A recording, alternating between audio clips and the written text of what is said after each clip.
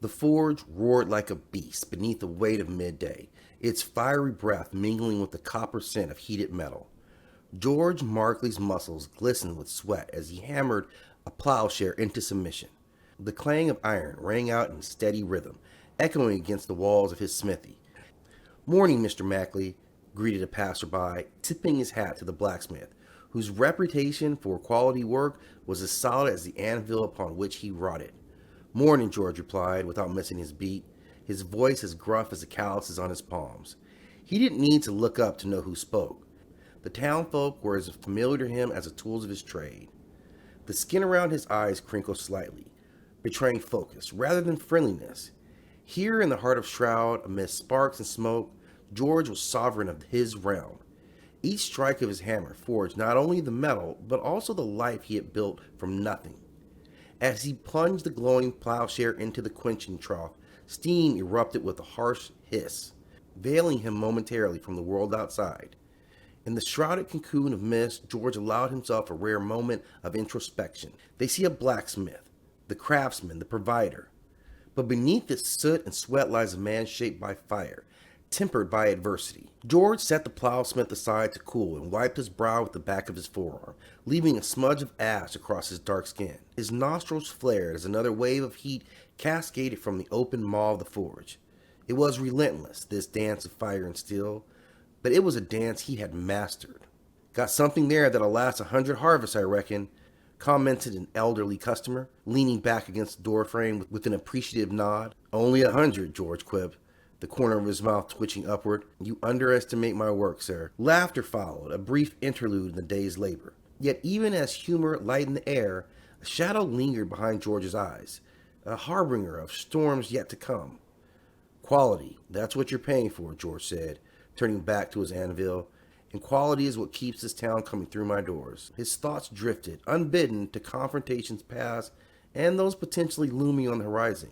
Being a man of color in 1919 meant living with a target on your back. But George refused to bow or break. His shop stood as a testament to his resolve, each success hard-earned, each challenge met with the steadfastness of the iron he shaped. "Can't argue with that," the customer agreed, watching the blacksmith return to his craft, lost once more in the rhythm of his anvil song. George's heart matched the tempo, a resolute drumbeat against the injustices of the world. Here, in the sweltering embrace of his forge, he was untouchable. Each swing of his hammer a declaration, a creation of legacy. "Let them come with their hate," he thought, as the metal yielded beneath his strength. "I will stand, as I always have, unyielding as a steel in my hands." And with that silent vow, George Markley, the blacksmith of Shroud, Oklahoma, continued to reshape the world, one red-hot ember at a time. The clang of metal on anvil reverberated through the blacksmith's shop, a symphony of sparks and sweat. George wiped his brow with a thick forearm, the heat of the forge painting his face with a sheen that glimmered in the dim light. The horseshoe he was working on had taken shape, carved as perfectly as a crescent moon that would rise over Shroud that night. "Pa, look!" Evelyn's voice pierced the steady rhythm of George's labors. Her small hands cupped around a caterpillar she found outside. Her eyes were wide with wonder, reflecting the same curiosity that had always fueled George's own spirit. "Careful now, Evie," Tilly chided gently from behind her, balancing George Jr. on her hip. "Don't squeeze too tight." Her presence brought a softer air to the soot and iron of the shop, the domestic blending seamlessly with the industrial. "Isn't she a beauty, Pa?" Evelyn asked, her eyes still fixed on the creature inching across her palm. "Sure is, sweetheart," George said, setting down the tools and offering his daughter a smile that cringed the corners of his eyes. He took a moment to appreciate the simple joy he found in life's tiny miracle, a respite from the world's harshness. "George, dinner soon," Tilly reminded him, the warmth in her voice reaching out like a comforting embrace. She knew the importance of the shop, but also the value of the family table. "All right, I'll be in soon," George replied, returning to the red-hot iron before him. His thoughts wandered briefly, considering the future his children might forge for themselves. Would Evelyn's fascination with creatures turn into a love of all living things? Could little George's laughter ring out in a world less cruel than his own? His work was more than crafting tools and shoeing horses. It was providing for his family, securing a piece of the world where they could thrive. Your supper will be quality too, if you don't let it get too cold, Tilly playfully called back, her words punctuated by the giggles of their son. Wouldn't dream of it, George answered, the corner of his mouth lifting. With the final quench of the horseshoe in the cooling trough, steam rose up, wrapping around him like the day's end. Pa, when I grow up, will I make things like you? Evelyn's question pulled him from his swirling mist of thoughts. Maybe, he said, soothing her hair. Or maybe you'll make something even better. Better than horseshoes? Evelyn's skepticism was palpable, her innocence yet untouched by the world's darker truths. Much better, George assured her, his heart swelling with protective love that was both fierce and tender. You'll make a difference, my girl. You and your brother both. Promise? Her small voice held the weight of all the hopes and dreams he had for her. Promise. The word was a steel beam in the structure of his soul, unbendable, unbreakable. Time to wash up now. Tilly's voice rang with authority that only a mother could wield. Go on, Evie. Go help your ma. George watched him leave, the image of his wife and children etching itself into his memory. It was memories like these, the mundane, beautiful fragments of life that he fought to preserve each day at the forge. Never let it be said that George Markley didn't provide. Not just horseshoes and nails, but hope. The morning cast a long shadow over the dirt road as George Markley stoked the fires of his forge. Sweat beaded on his brow, the heat of the flames an ever-present companion in his daily toil. The rhythmic clanging of the hammer on anvil was a comforting sound, one that spoke of stability and hard work. But today that familiar cadence was interrupted. George! The voice sliced through the steady din of metalwork like a cold draft through warm embers. It belonged to Nathan Sutherland, a man whose presence in George's shop was as welcome as rust on freshly wrought iron. What can I do for you, Nathan? George asked, setting his hammer down with deliberate slowness that betrayed none of his rising unease. Cut the pleasantries, Nathan snapped, his eyes flitting greedily over the prime location of George's blacksmith shop. I know what you've done. Confusion furrowed George's brow. And what might that be? Stealing, Nathan accused, spitting out the word with venomous satisfaction. From my very store. Thought you could get away with it, did you? The accusation was ludicrous, an absurdity momentarily stunning George into silence. He knew the weight such a claim could carry in Shroud, especially against a black man. Tension coiled in his gut, twisting like hot iron in the grips of tongs. Stealing? That's a serious charge, Nathan, George finally said, his voice steady, despite the turmoil churning within. You best have proof to back it up. Proof? Nathan sneered, casting a derisive look around his shop. Your very existence here is theft enough. A man of your standing shouldn't be occupying such a prime piece of shroud. Without thinking, George stepped closer, his large frame towering over Nathan. This is my shop, built with my two hands. I provide a service to this town. My standing has nothing to do with that. Careful now, Nathan warned. The slight waver of his voice betrayed his attempt at intimidation. You forget your place, Markley. Perhaps it is you who forgets yours, Nathan, George replied, his words slow and measured. The air between them crackled with hostility, each man acutely aware of the unspoken threats hanging in the balance. Mark my words, George, Nathan's eyes narrowed, malice pooling in their depths. I will have your shop one way or another. You don't belong here. With those parting words, Nathan turned on his heels and stormed out, leaving a trail of dust and animosity swirling in his wake. After he left, George's hands clenched reflected the ghost of the hammer's handle still imprinted in his palm. Anger vied with concern as the implications of Nathan's visit began to settle in his mind. Everyone knows I'm an honest man, George muttered to himself, trying to quell the rising tide of anxiety. This is just bluster.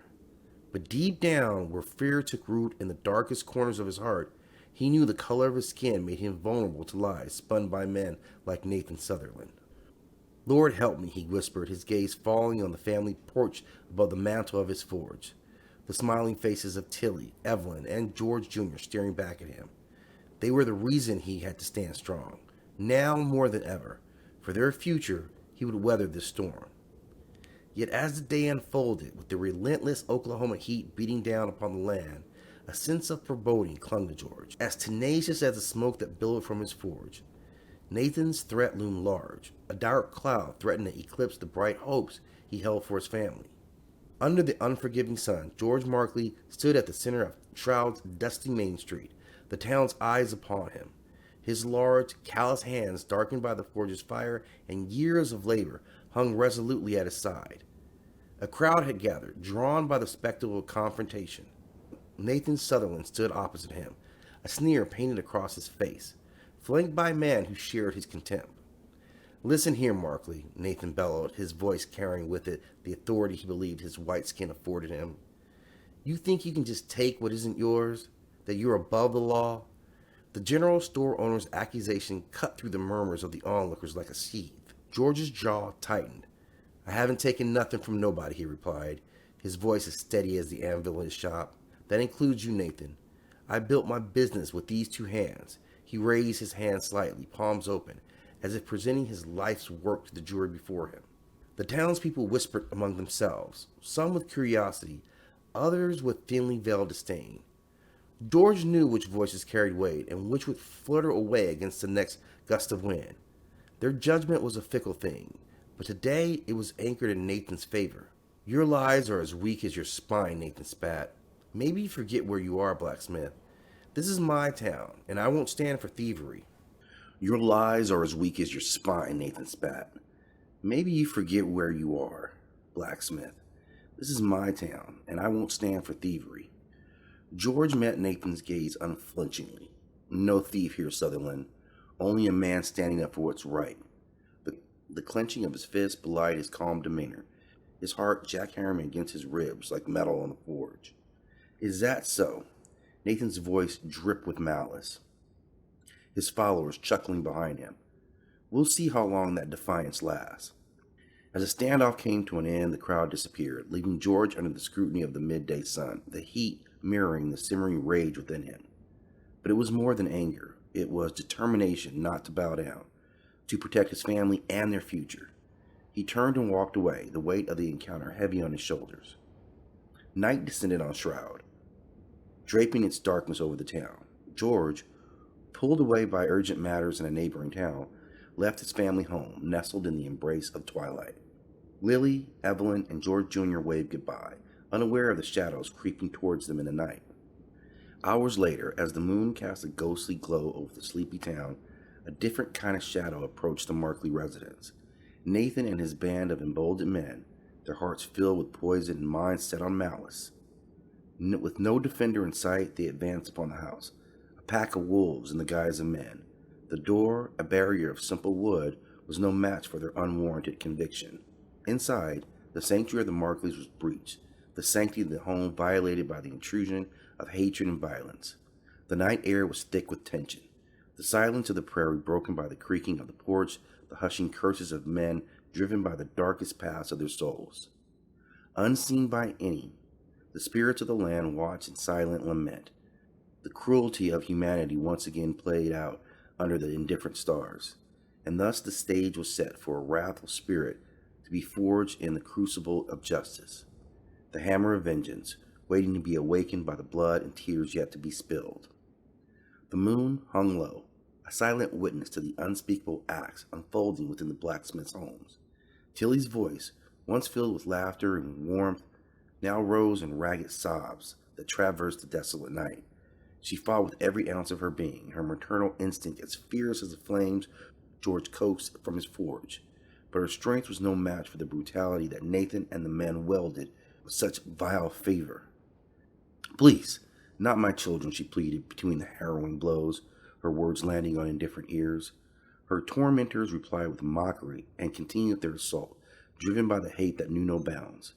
Evelyn's small frame shook with terror, her whimpers a haunting melody entwined with the guttural sounds of violence. Little George Jr., his innocence shattered, could only whimper, his eyes wide with confusion and pain.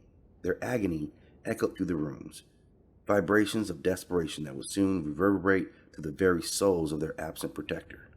George returned under the cloak of darkness, the air thick with the ominous stillness that clawed at his senses. The familiar outline of his home loomed ahead, But something primal within him screamed that all was not as it should be. His boots crunched on the gravel, each step accelerating his heartbeat, dreadful premonition constricting his chest. "George," he called out softly as he pushed open the door, expecting the sleepy murmur of his wife or the gentle rustle of his children stirring in their beds. Only silence greeted him. No, not silence, but the residue of screams that lingered like a foul odor. He adjusted to the dim light, and the sight that met him stole the very breath from his lungs. The world fell away as he staggered forward. His knees threatened to buckle beneath the weight of what lay before him. "God, no!" George's voice was a tortured whisper, a ghost of its usual commanding presence. The room spun around him, a macabre carousel painted in hues of crimson and despair. Lily's broken form sprawled on the floor, her once vibrant eyes void of life. Beside her, Evelyn and George Jr. lay motionless, their small bodies defiled and discarded like rag dolls after a child's capricious play. His hands trembled as he reached out, denial and hope warring within him. Maybe, just maybe, there was still a flicker of life. But their cold skin, the stillness that clung to them, spoke an irrevocable truth. They were gone, taken from him by monsters masquerading as men. Who did this? The question tore from him, a roar in the abyss. Anguish morphed into fury, igniting a fire that no forge could contain. With the hammer of his trade by his side, George stood amidst the ruins of his life, the embers of retribution beginning to glow in his eyes. He had been the foundation upon which they built their lives, the strength that kept them safe. And now he had failed. Now there was nothing left but echoes of their suffering. George Markley vowed to avenge the souls torn from his world. "Forgive me," he whispered to the unhearing dead, the promise of vengeance a bitter taste on his tongue. "I will make them pay." And with that, George stepped into the night, his shadow merging with the darkness as he embarked on a path from which there would be no return, a path stained by the blood of those who invoked the wrath of the hammer of vengeance. The moon hung like an unblinking light over the darkened town of Shroud, its light painting silver streaks on the blacksmith's hammer as George Markley stepped silently through the night. His breath came in ragged gasps, each gasp a plume of mist in the cold air. "Where are you, Nathan?" he muttered under his breath, the name a venomous curse. The blacksmith's shop, once a place of creation, had transformed in his mind into a forge of retribution. A flickering movement at the edge of his vision drew him towards the saloon, its windows glowing with the false warmth of oil lights. The laughter and clinking glasses within were discordant to the howling fury that gripped George's heart. "Oh, come on, Nate. Tell us again how the big man cried," jeered a voice inside, the words fueling George's rage. "Shut your mouth, Tom," another sneered. "You're enjoying this too much." "Enjoying?" Tom chortled. "I'm reveling in it." Without hesitation, George barreled through the doors, his massive form casting a shadow that swallowed the whole room. The patrons fell silent, their jovial nature snuffed out by what they beheld in the blacksmith's grim visage.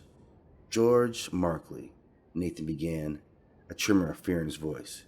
"Your time has come," George growled, his hammer raised high, his muscles tense, the weight of his weapon familiar in his grip, an extension of his wrath.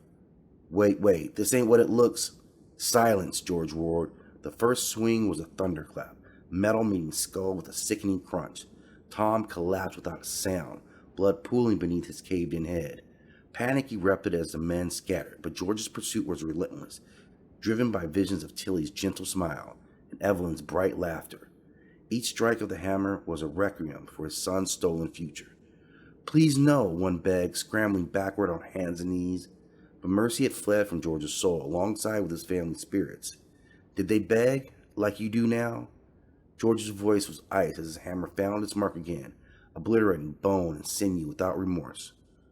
"Markley, it was Nathan's idea. I swear," another shrieked, but his pleas went unheard. The cacophony of destruction filled George's ear, the pounding of his heart, crackling of bones, the splatter of blood against walls. "God have mercy on me," Nathan's final cry echoed as he cowered behind the bar. "Mercy?" George spat out the word like poison. "Tell it to my wife and children." With a final crushing blow, the deed was done.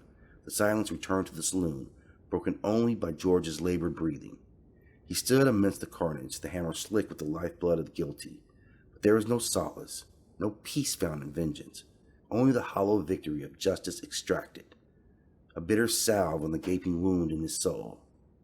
"Forgive me," he whispered into the void left by his family's absence. "Forgive me for not being there." But forgiveness was a faraway land, and George knew his journey had only begun.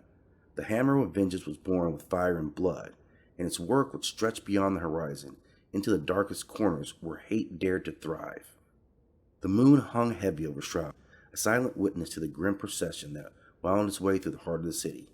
George Markley, his hands bound behind him, stumbled at the center of the mob, his blacksmith's muscles strained against the coarse ropes. The townfolk's face twisted in fury and anger, pushed him forward with angry shoves and sharp words. "Murderer," one woman screamed, her voice slicing through the night air like a blade. "Devil," spat an old man, his spit landing on George's cheeks, mixing with blood and sweat that coated his skin. "Enough," Sheriff Collins commanded, his voice gravelly with sour and duty. The crowd parted as they reached the ancient oak at the edge of town, its sprawling branches casting skeletal shadows on the ground. "Please," George implored, his voice hoarse from screams that had long been turned into whispers. "I did what any man would have done." "Your family's blood weren't even cold before you took up that hammer," someone called from the back, their words laced with accusations and a hint of admiration for the brutality he had wrought. "Justice," George muttered to himself, glancing down at his hands, trying to reconcile them with the instruments of vengeance they had become. It was justice. But they pushed him forward, forcing him to his knees at the base of the oak. The sheriff unspooled a length of rope from his shoulder, throwing it over a sturdy branch before securing it around George's torso, binding him to the tree. "Any last words, George?" the sheriff asked, an edge of regret in his tone. "Tell Tilly, tell my babies." George's voice cracked, his eyes clouding with tears that he fought to hold back. "That I'm sorry.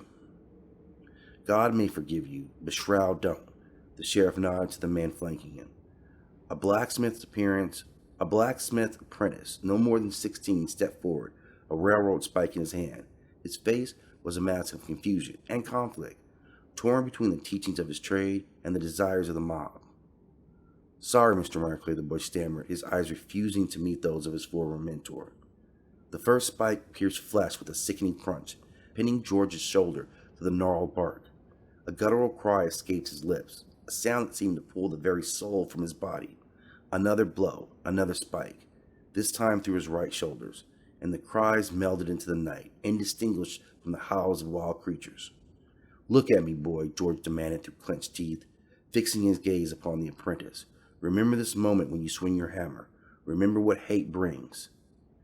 "Enough talk," growled the voice George recognized as Nathan Sutherland's brother. "Finish it."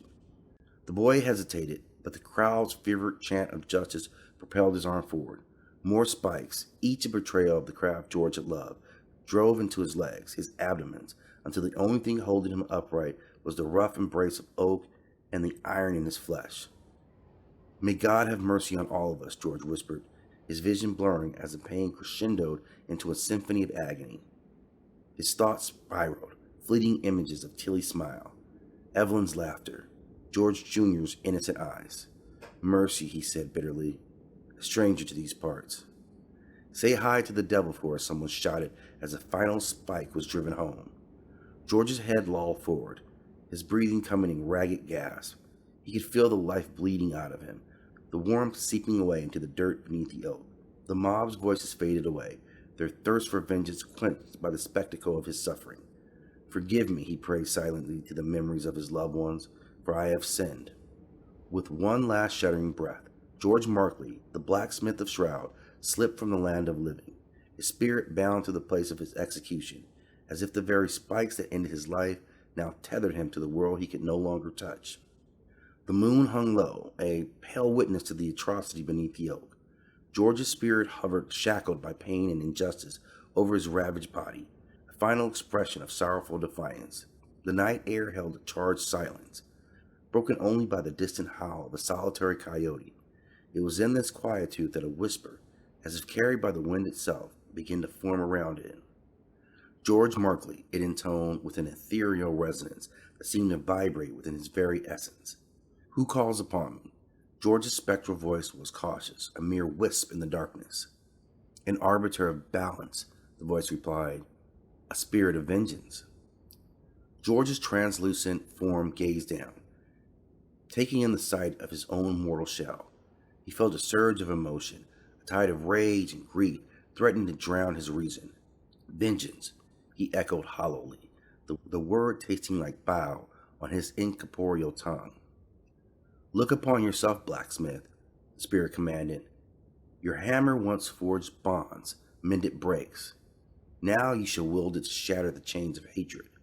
A spectral hammer materialized before him, its head gleaming with an otherworldly light, the handle wrapped in leather that seemed to pulse with power.